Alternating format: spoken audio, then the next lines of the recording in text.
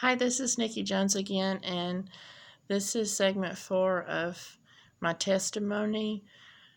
I'm going to talk mainly about the time right after my mom died.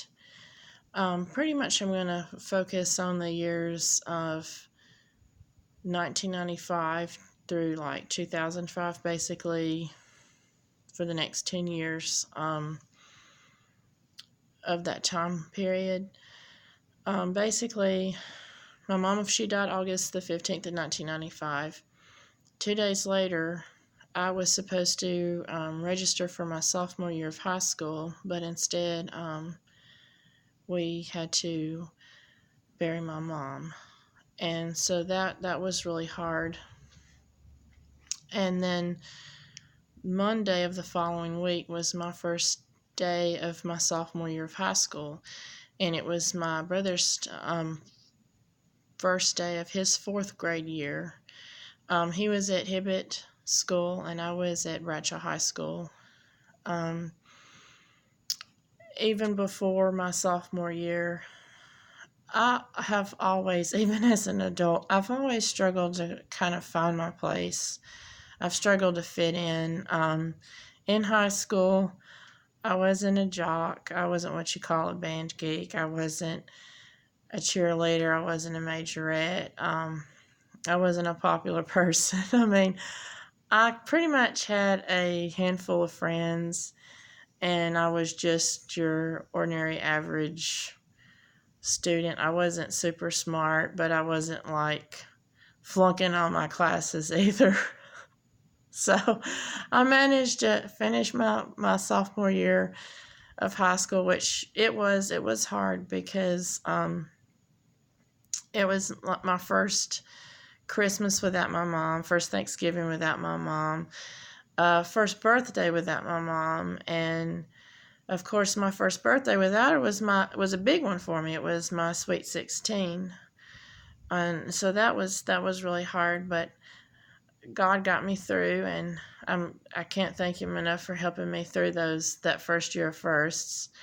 I'd say my best year of high school was my junior year. I actually surprisingly felt like I had a few more friends. I feel like overall I fit in a little bit better. Senior year, it was okay. Main reason that it was a little bit more stressful is because you have to decide what you want to do after high school, and I had already decided that I wanted to go to Judson College. And the year before, I had taken my ACTs, and I actually scored a 17, which is not that good. And so thankfully I retested my senior year, and I got a 20, and that was good because when I had went to like a college fair and had first heard about Judson, they told me that the minimum to get in, you had to score an 18. And they said if you're like a 17, I forgot what she said. Basically, there might be a chance you could get in. But if you score an 18 or higher, then you're pretty much guaranteed you could get in. And so thankfully, I scored a 20 and I got accepted. And I did win a small scholarship. And I did start going fall of semester of 1998 to Judson. I moved on campus to Kirtley Hall. It's the freshman dormitory there. But I will say, back up the summer of 1998, that was a really hard summer. It was good in the sense of my Aunt Harriet took me and my brother and her two boys to Panama City Beach, which I had never been to a beach before in my life. So it was me and my brother's time to have our first trip to the beach. But during that summer, I noticed my dad was extremely moody. And I told him, I said, why don't you go to your doctor and check on your blood pressure and see how you're doing. And he did, and it was extremely high. And he took some time off of work and just to kind of, I guess, rest and get his blood pressure back in check. Well, the bad thing was my dad never returned to work again. Basically, he worked at Florence Hospital for 26 and a half years in the purchasing department, and their hospital was it was an inpatient hospital, but they were fixing to do I guess a restructuring. Basically, they were not going to be an inpatient hospital anymore. I think they were going to be more of kind of like an outpatient facility, like with doctors' offices and stuff. And so they were, all the purchasing employees were going to move to ECM Hospital. And so if my dad wanted to continue to work in the department, he would have to transfer over to ECM. Well, he decided he didn't want to go to ECM, so he decided to retire. And the trouble with that was when he started receiving his retirement, it wasn't paying our bills. And I think it may have been a little after I went away to college or right before, we started receiving eviction notices a lot.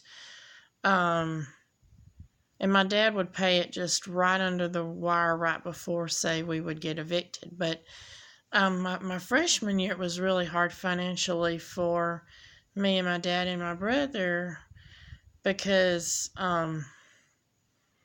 we were getting all these eviction notices, and it was hard for my dad to put food on the table. Thankfully, later on, his brother and sister helped pay the rent every month. And eventually, while I was in college, my dad got onto disability, and that really helped us out a lot.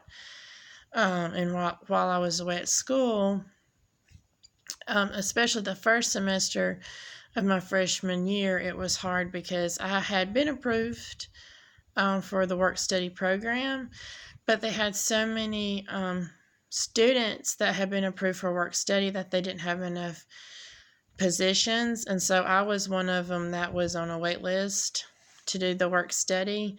And since my dad, he was having a hard time even making ends meet at home, he really couldn't send me money to help, and so I was really blessed even to get $25 from my dad. So there were times when I struggled just to have personal hygiene products that I needed. There were semesters I didn't always get to afford all my books. I remember one particular semester, my advisor, I was a business major, and my business advisor, he also taught me some business classes. He was nice. He found out that I wasn't going to be able to afford all my books, and so he told me, he's like, you can't say anything because I don't have enough books to help everybody out, but all your business books I can help you get. You can borrow them from me, and that'll at least cover the books that you need for your business courses. And I know, I don't know even to this day, but somebody got wind that I was my family was having a hard time financially, and I was having a hard time financially. And for a while, I remember in our student mailboxes, in my student mailbox, someone had, it was in an envelope, and it said, like, Nikki, Jesus loves you on the outside, and then they would put in $10, and I can't remember, it was several times they would do this, and that would help immensely every time. And my dad, he couldn't afford to put me into college, so I got student loans, I got some federal aid, and of course I had that small scholarship that I'd gotten my first year. But basically, I will say this. I've told people this before, but if I can go to college, anybody can go to college, because I was probably the poor student there, if not one of the poor students there. And I mean, by God's grace, I mean, I graduated and I got a 4 year degree in 3 years. I graduated a year early, my freshman year, and then I had a junior sophomore year, which is your sophomore year and junior year combined, and then I had my senior year. And I graduated cum laude. I got a business degree, and I with a minor in computer information systems. And I graduated June the 30th of 2001. And but like I said, it was hard financially. But not only was it hard financially, my college years, our family was pretty dysfunctional. I will say this: if anybody's watching this and they know my dad, please know I'm not saying any of this to be disrespectful about my dad. I love my dad. I forgive my dad. I release my dad. Basically, I'm just trying to talk about some of this. So if someone's watching or listening has had a similar situation, I pray that God will use my testimony to help you. But my dad had a lot of anger management problems even before I was born. My brother was born, before my mom and dad got married. My mom told me that when they were dating, he had showed a lot of warning signs that he had anger problems.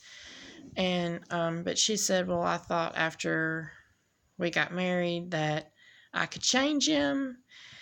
And then she's told me, she said, if you ever date anybody and they ever show any warning signs of anger, basically run the other way, because only God can change a person. You can't change that person. I mean, I know when they were dating, if so they were in the car and they were talking about something, and my mom may have said something innocently and it upset my dad. He would put his foot down and floor the accelerator, even if it was in a neighborhood with like the speed limit of 25. He would gun it as fast as he could, and the only way that she could get him to stop was to say that she was sorry, even if, say, it was his fault, that he had gotten upset and it, or whatever, it was there, or they got into a little spat. She was the one that had to say that she was sorry, and then he would let his foot off the accelerator. And I mean, even before my mom died, I know my parents, there was times that they'd get into fights, and it was really hard seeing them as a young child, and I would get scared. And I know one fight they had, they were at the mall at Regency Square Mall, and I don't remember what the fight was about, but they had bought some pillows, and we were walking outside of Sears, and my dad got so mad that he actually threw the pillows out in the parking lot, and a person had to slam on their brakes so that they wouldn't hit the pillows. And I know there was one point in time, excuse me, my mom thought she had broken her arm, and she had begged my dad to be able to go to the doctor, and she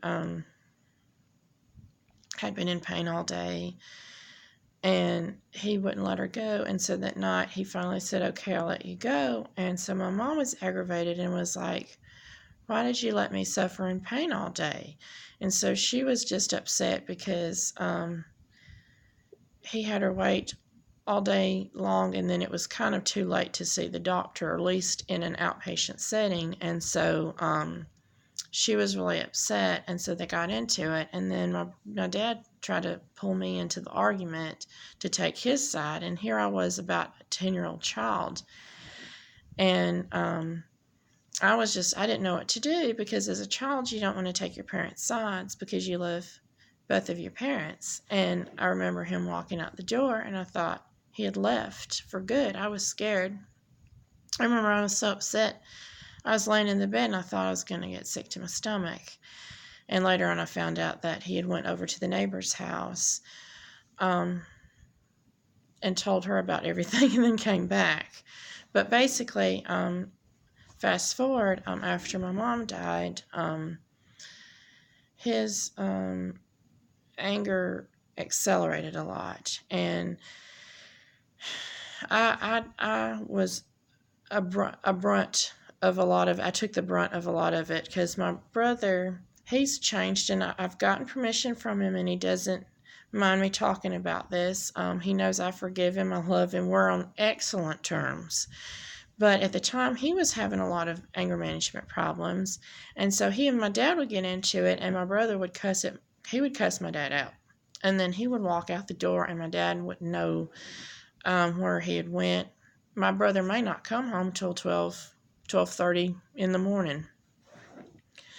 Whereas I was a much more compliant, respectful person. I mean, no, my dad and I didn't always get along, but I never, ever cussed at my dad, and I was much more respectful. And if, say, I felt like I was out of line, I would always apologize and try to make it right, or that kind of thing. And I also, with my dad and brother, I tried to be the peacemaker, and I tried to step in, which sometimes backfired on me when they were so angry. My dad did become controlling and manipulative, especially of me.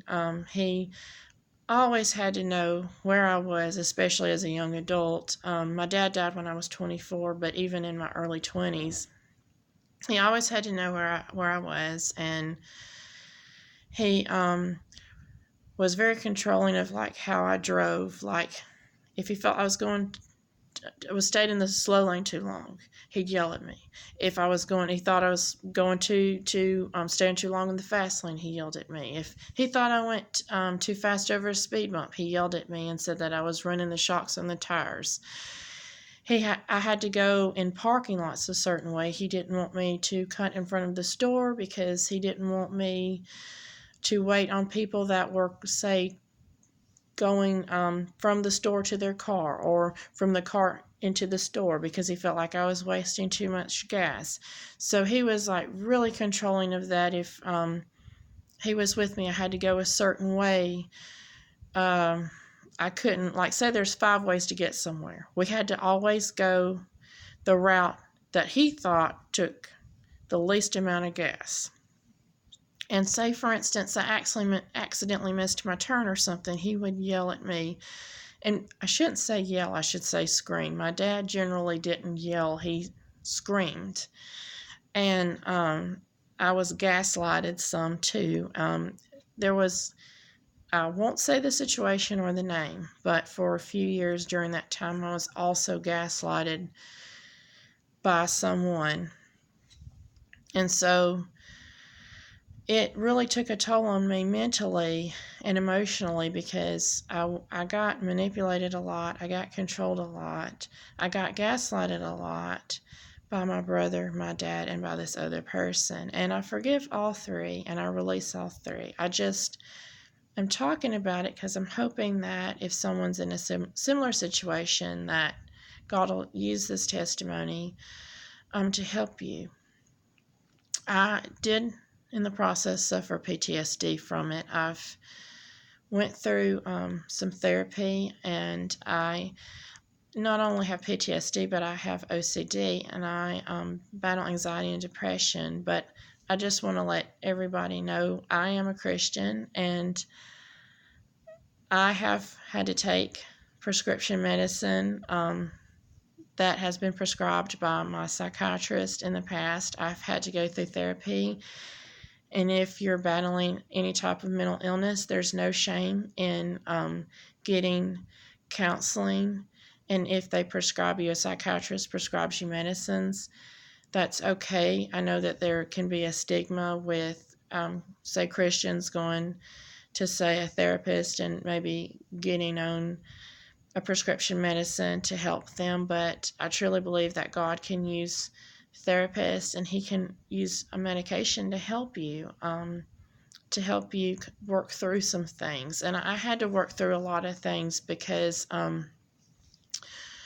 the longer it had been since my mom died, the harder it got. It basically got to where 365 days, and if it was a leap year, 366 days a year, my dad was upset all those days, and my brother, and there was fighting and arguments every single day. It was very dysfunctional, and like I said, I found myself in the middle of a lot of it, and it was emotionally hard. And even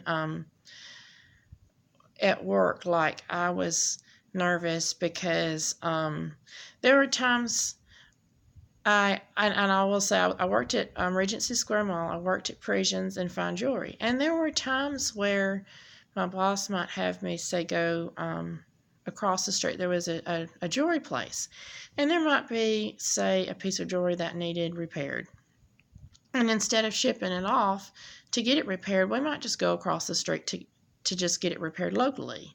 Or say, for instance, someone had brought in a watch and it needed a new battery, but we were having trouble getting the back of the watch off. We might take it across, the street in that shopping plaza across the street.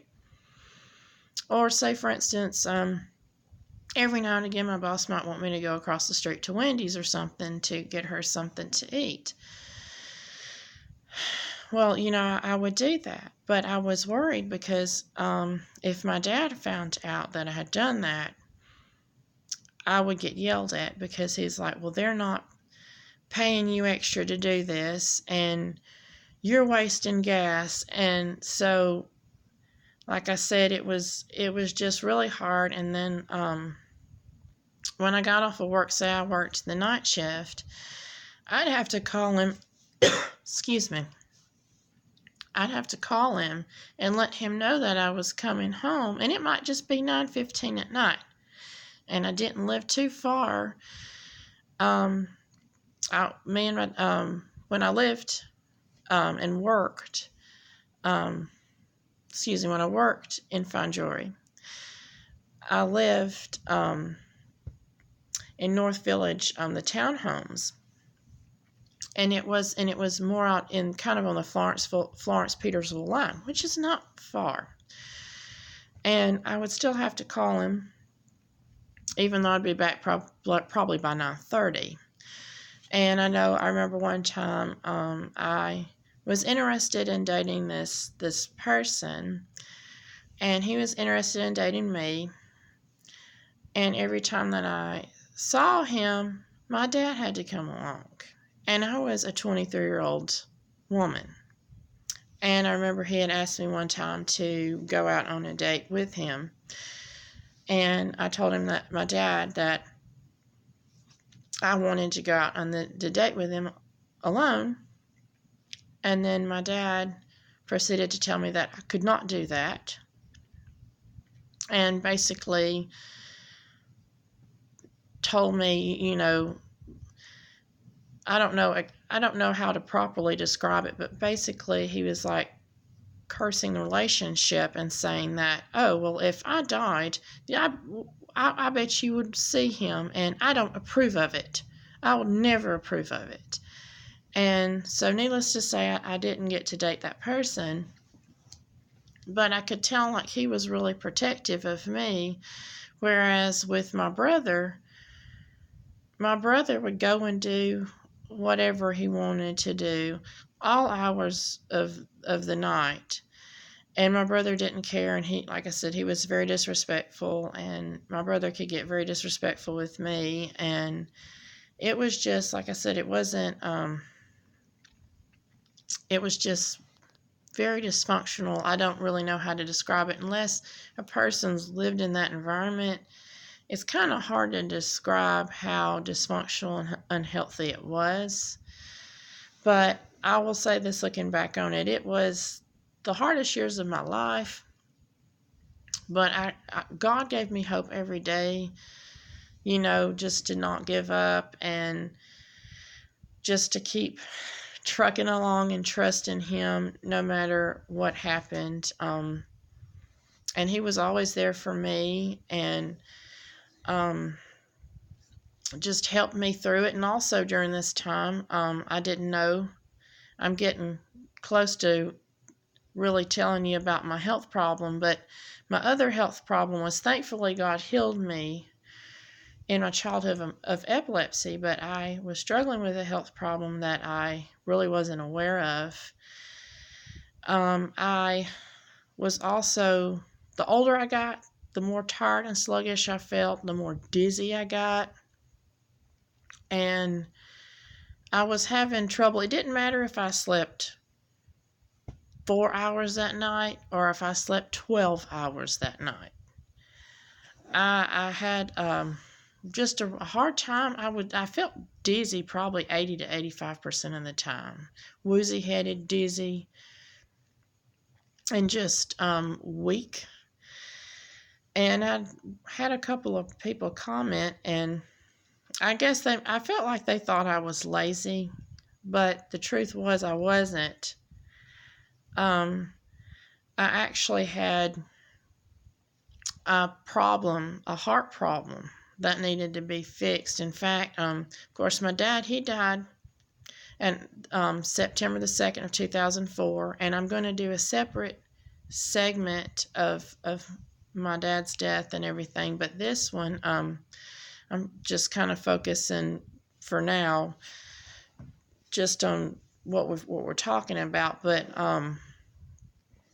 before my dad died, I was already not feeling well, struggling with just feeling out of it a lot. And even after he died, it didn't improve. And when I was at work in May of 2005, I passed out at work, and I went by ambulance to ACM Hospital. And the doctor there really didn't do a whole lot. I remember they ran an EKG. He acted like, "Oh, you just had a case of syncope. Do you faint at the sight of blood? Do you have trouble with anxiety?" And you could tell he wasn't really taking me that seriously. So basically, I didn't really find out anything until I moved to Birmingham, which I will talk about in a segment. But basically, I was struggling with a heart problem that needed to be fixed. So, and also, I ended up during that time, because I was so unhappy with what all was going on, I ended up running credit cards and getting into credit card debt. So basically, for those 9 years, my dad lived 9 years after my mom. My world just felt like it was just falling apart in different areas. But I will say this, in the next segment, I'll talk about how God rescued me and really just helped me through a lot of just healing me and helping me through the chaos. And no matter what you're going through, Jesus, He's the answer. He's the solution. You turn to Him, and He can also, my dad, he wasn't a big fan of doctors, but God can work through doctors. He can work through therapists. And I did end up, like I said, getting therapy, and He's helped me a whole lot, and He can help you. And I will, like I said, I'll talk more in my next segment, but I just pray you all have a blessed night, and thank you for listening, and I will see y'all next time.